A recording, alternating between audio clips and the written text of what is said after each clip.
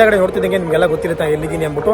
Almost ಎಲ್ಲರಿಗೂ ಗೊತ್ತಿರುತ್ತೆ, ಆದ್ರೂ ಕೆಲವೊಬ್ರು ಗೊತ್ತಿರಲ್ಲ. ನಾನು ಇವಾಗ ನಿಮ್ಮನ್ನು ಕರ್ಕೊಂಡ್ಬಂದಿರೋದು ಶ್ರೀ ರಾಘವೇಂದ್ರ ಸ್ವಾಮಿಯ ಮಠ ಮಂತ್ರಾಲಯದಲ್ಲಿದ್ದೀನಿ.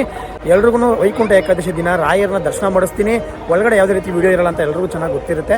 ಮತ್ತೆ ಇಲ್ಲಿ ಗುರುಗಳು ಒಳಗಡೆ ಪೂಜೆ ಮಾಡ್ತಾವ್ರೆ, ಆ ವಿಡಿಯೋನ ನಿಮ್ಗೆ ತೋರಿಸ್ತೀನಿ. ನನ್ನ ವಿಡಿಯೋ ಮುಖಾಂತರ ರಾಯರನ್ನ ಎಷ್ಟಾಗುತ್ತೋ ಅಷ್ಟು ನಿಮಗೆ ವಿಡಿಯೋ ಮಾಡಿ ತೋರಿಸ್ತೀನಿ, ಬನ್ನಿ ಹೋಗೋಣ.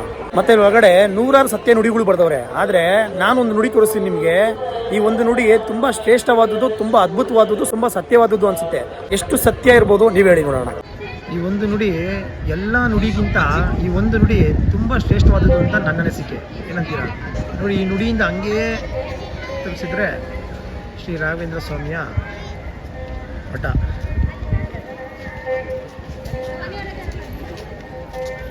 ಈ ಥರ ಒಳ್ಳೆ ದಿನ, ಒಳ್ಳೆ ವಿಡಿಯೋಗಳು, ಒಳ್ಳೆ ವಿಷಯಗಳು ಏನೇ ಇದ್ರು ನಾನು ನಿಮ್ಗೆ ತಿಳಿಸ್ತೀನಿ. ಬನ್ನಿ ವಿಡಿಯೋ ಶುರು ಮಾಡೋಣ.